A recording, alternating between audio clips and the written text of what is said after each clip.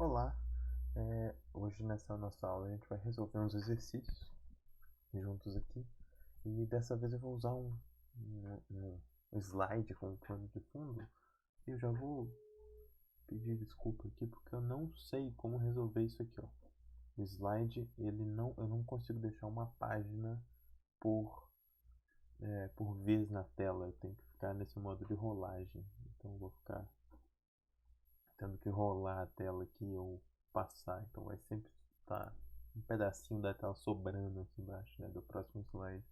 Antigamente, aqui no nesse leitor aqui, eu conseguia vir aqui em cima e tinha uma dessas opções aqui que fazia esse ajuste, mas agora não sei por que isso não está funcionando. Então infelizmente vai ficar com essa parte de baixo meio feia aqui, mas a gente finge que não existe e pronto. Então tá. Como é que eu pensei em fazer, então, prosseguir isso aqui? Eu pensei em... Espera aí que eu vou aprender a usar.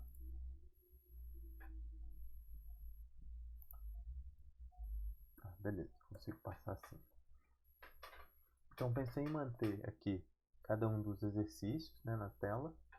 Aí eu pego a apostila mesmo, fisicamente aqui, e aí eu leio o exercício. Vocês vão estar com a apostila de vocês aí, vocês leem junto comigo, e aí eu resolvo na tela, certo? Então vai ser esse modelo que eu vou adotar aqui para nossas aulas de exercício. E aqui eu uso uma segunda tela que está à minha direita aqui, que é a esquerda de vocês aí, mas eu vou sempre estar olhando para cá porque a minha segunda tela está aqui, então eu vou estar fazendo as coisas nela aqui e, e usando o meu PC só para gravar meu rosto, né?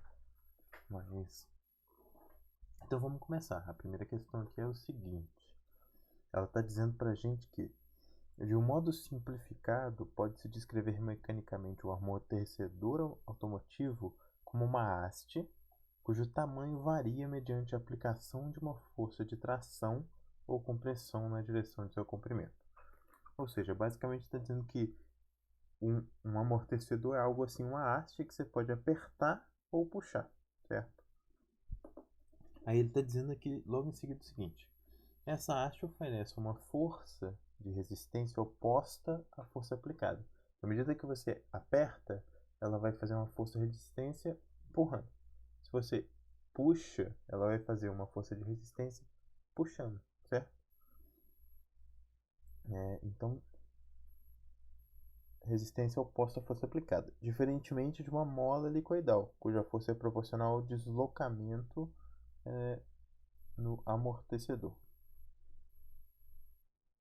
certo?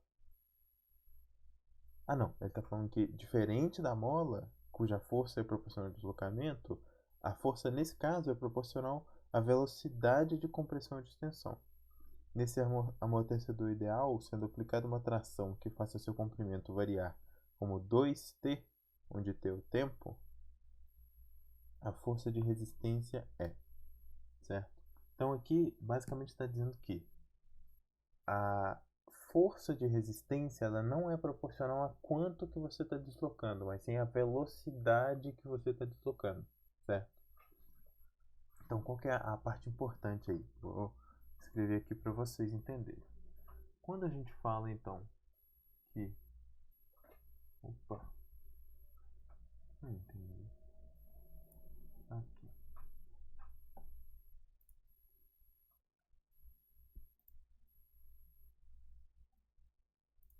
Beleza.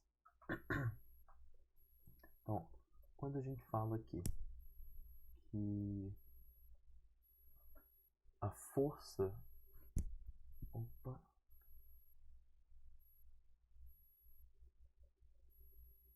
Vou apagar o que eu rabisquei aqui sem querer. Então a gente está dizendo que essa força aí da molinha, certo? Ou seja, peraí, deixa eu desenhar uma representação aqui, ó. Está dizendo que tem uma determinada haste, certo? E que você pode mudar o comprimento dessa haste. Então, por exemplo, aqui, ó, minha haste ficou menor. E aí, como ela está ficando menor, estou aplicando uma força que comprima ela. O que ela vai fazer? Ela vai fazer uma resposta para essa força que está tentando comprimir ela, que é para fora.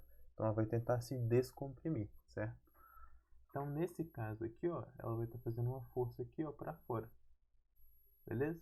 E a intensidade dessa força aqui que ela está fazendo para fora, ela é proporcional, então a gente pode escrever assim, ó, proporcional à velocidade, certo? Basicamente. Daí ele fala assim, que essa força então é proporcional à velocidade, beleza? E ele diz que a velocidade nesse caso, não, o comprimento L da haste, ele está mudando igual a 2t, certo? O que quer dizer isso? Quer dizer que a cada unidade de tempo, ou seja, se eu pego aqui, ó, t igual a 1, t igual a 1, certo? No t igual a 1, o comprimento L vai ser igual a 2, certo? No t igual a 2, o comprimento L vai ser igual a 4. E assim na sequência. Então, à medida que o tempo vai passando, o comprimento vai aumentando, certo? E aí você pergunta, qual que é a velocidade, então? A velocidade vai ser velocidade igual a comprimento dividido por tempo, certo? Porque o comprimento que está aumentando ali é exatamente o tanto que a minha mola ou a minha haste está se deslocando, certo? Então esse comprimento L, que é a quantidade que está aumentando, dividido por T, vai me dar a velocidade, então, dessa velocidade de crescimento dessa nossa haste. Então isso aqui vai dar L, que vale 2T, dividido por T. Então isso aqui dá 2. Então quer dizer que a velocidade da minha haste, velocidade de crescimento é igual a 2 unidades, certo? Aí agora a gente vai ler as alternativas. Ela está perguntando, a força de resistência é decrescente, constante e não nula, crescente ou nula, certo? E aí a gente tem que lembrar o que ele fala. Ele fala que a força ela é proporcional à velocidade, certo? E aqui nesse nosso caso, a velocidade é uma constante, certo? Então a velocidade ser uma constante, quer dizer então que a força vai ser proporcional a uma constante. Ou seja, a força vai ser uma constante também. Então se a velocidade de crescimento ou de decrescimento, nesse caso específico é crescimento, mas se a velocidade de mudança da forma dessa haste é constante, a força que ela vai realizar sobre um sistema também é constante, certo? Então nesse caso, a alternativa correta vai ser a alternativa B aqui, certo? Então, nesse caso, a alternativa B vai ser a nossa resposta correta, beleza? Total. Aí, agora, vamos para a segunda questão aqui.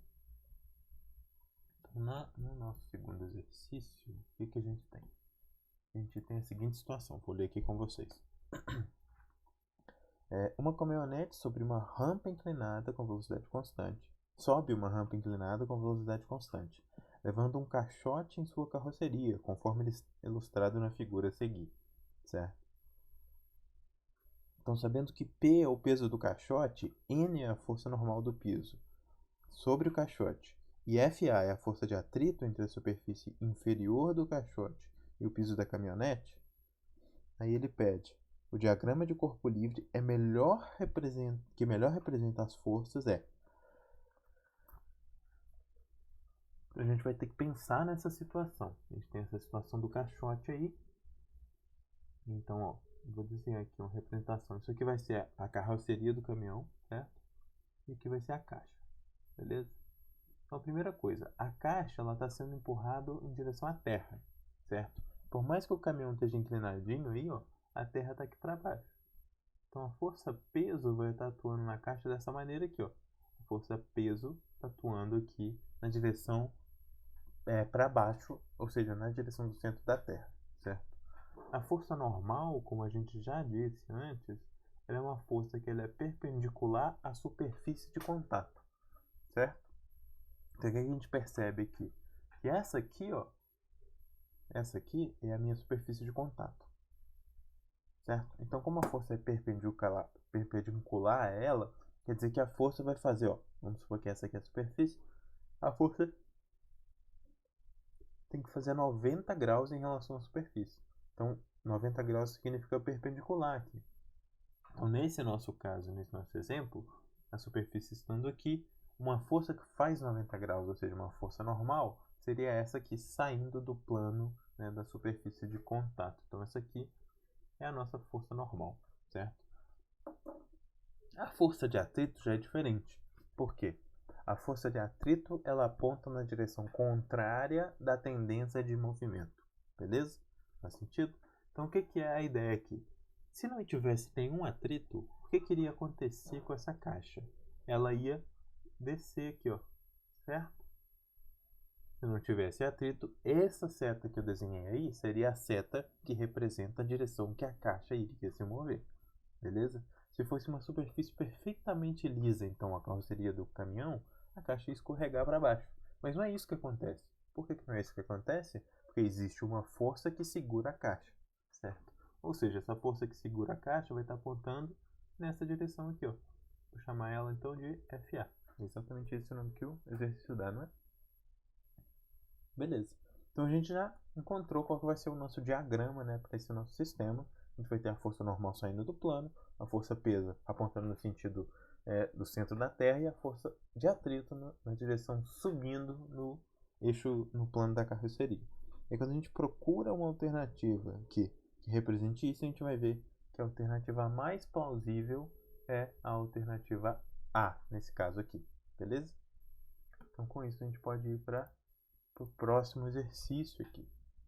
Então o nosso exercício 3, ele vai estar dizendo o seguinte aqui. Um conjunto de molas sustenta o peso de um carro. Com 2 pessoas de 60 gramas em seu interior, o carro abaixa 2 centímetros. Com 4 pessoas de 70 quilogramas, o carro vai abaixar aproximadamente tanto, beleza? E o que é a ideia aqui? Certo? A ideia aqui é que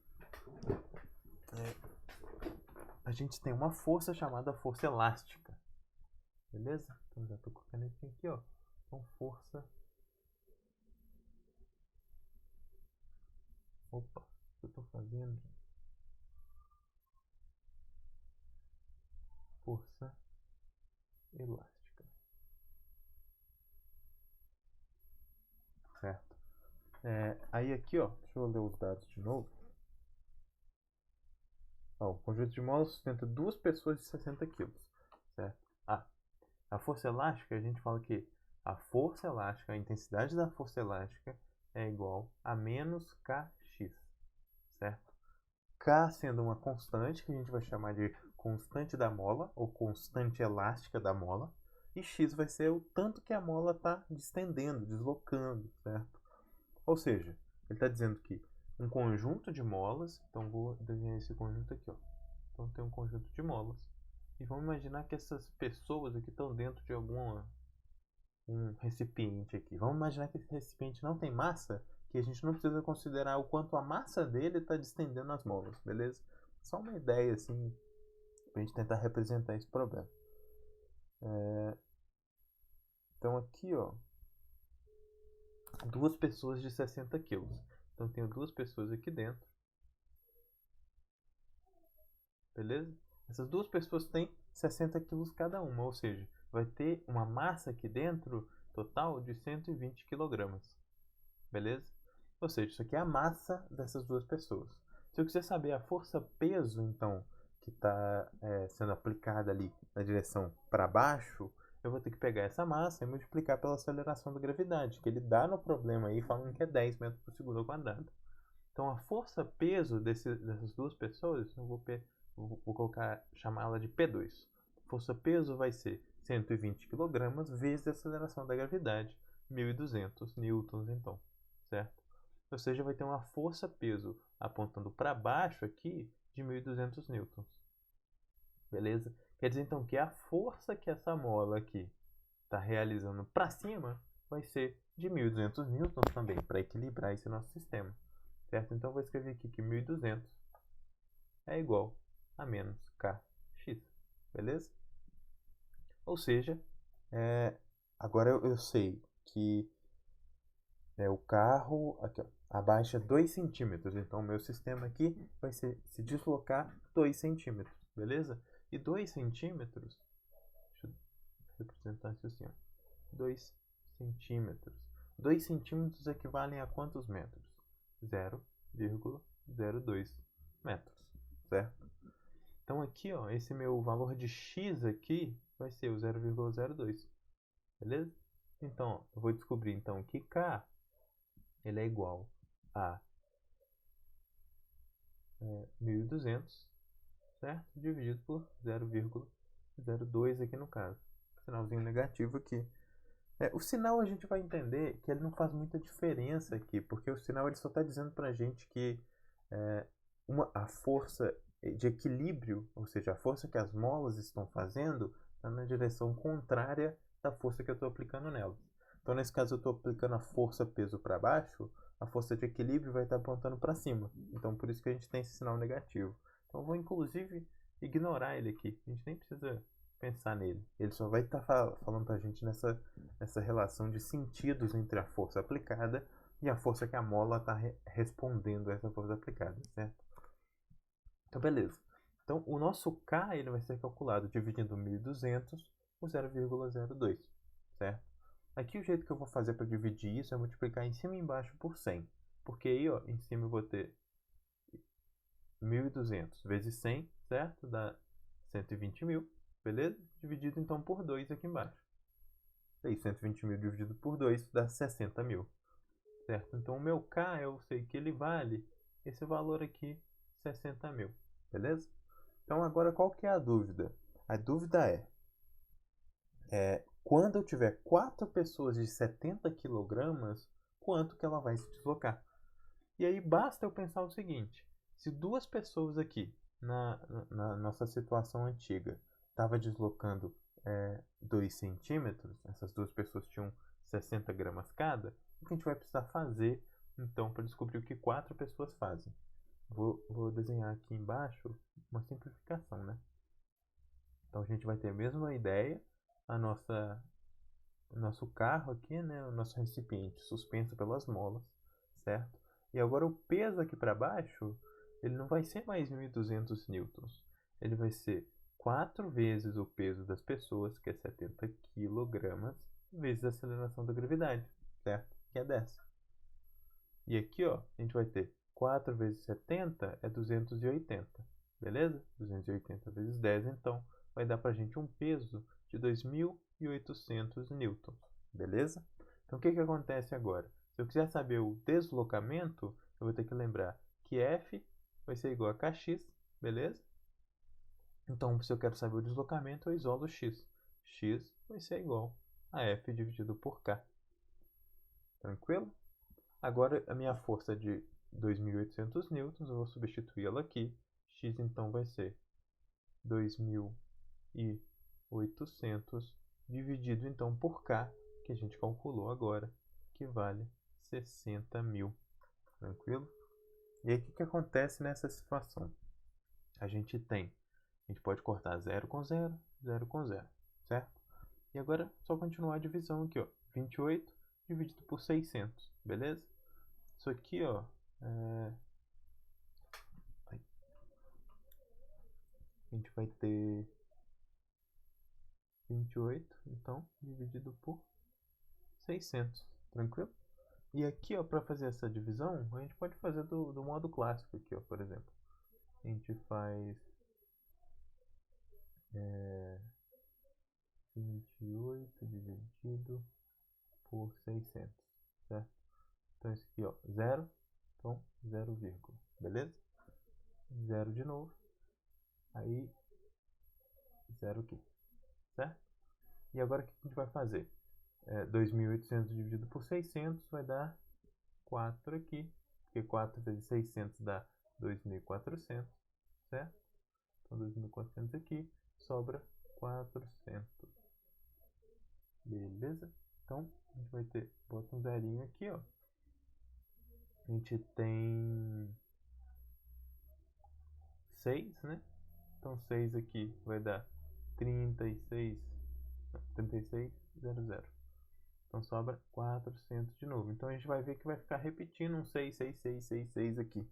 E aí quando a gente vai olhar para as alternativas, ó, ele tem...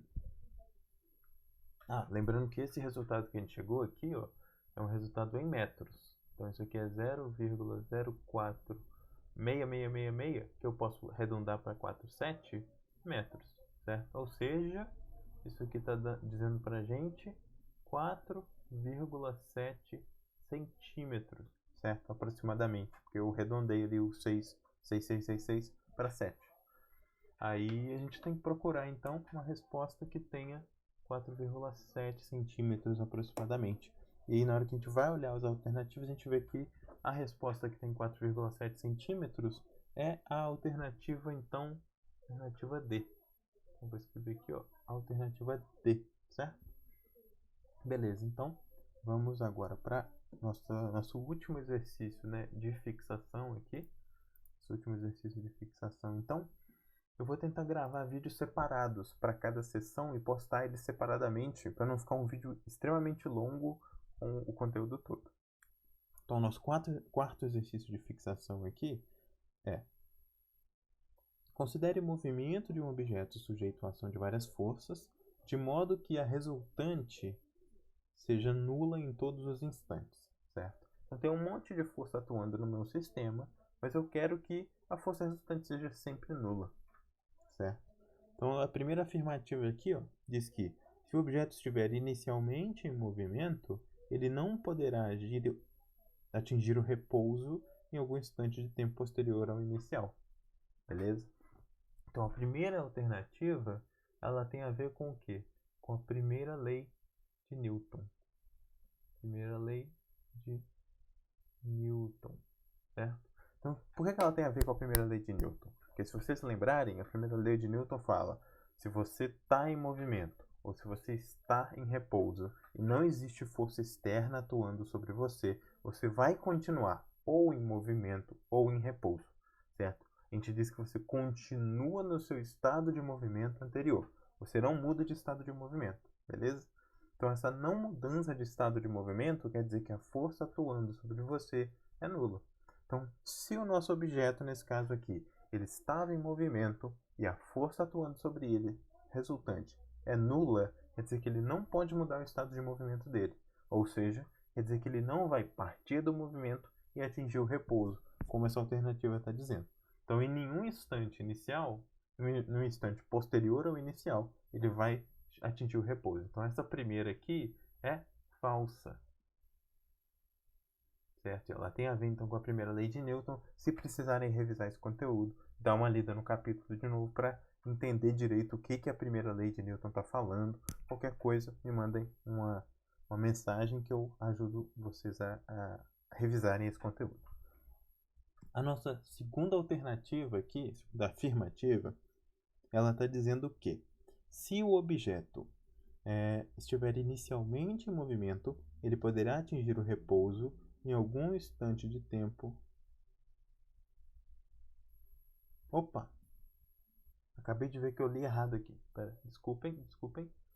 A primeira alternativa está dizendo que ele não poderá atingir o repouso. Isso é verdade. Acabei de dizer isso, né?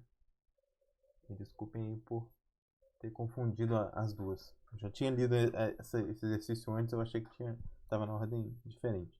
Então, ó, vou ler de novo a primeira com vocês. Se o objeto estiver inicialmente em movimento, ele não poderá atingir o repouso em um instante de tempo posterior. Isso é verdade, porque a primeira lei de Newton fala que se você está em movimento ou se você está em repouso e não tem força externa, você continua em movimento ou você continua em repouso, certo? Então esse é o ponto da primeira lei de Newton. Isso aqui é verdade. Beleza? A nossa segunda afirmativa, ela também tem a ver com a primeira lei, só que ela está afirmando o contrário da primeira afirmativa. Ela está dizendo que, na verdade, você consegue atingir o repouso partindo do movimento, mesmo quando a força atuando sobre você é nula. Isso aqui é falso, certo? Porque se a força atuando sobre você é nula, você não vai mudar o seu estado de movimento. Você não consegue sair do movimento e atingir o repouso, certo? Isso só é possível quando existe uma força resultante atuando sobre você. A nossa terceira afirmativa aqui está dizendo que, se o objeto estiver inicialmente em repouso, ele poderá entrar em movimento em algum instante de tempo posterior ao inicial. Isso aqui também é falso. Então a gente tem que lembrar. Então, também em relação à primeira lei de Newton. Lei de Newton.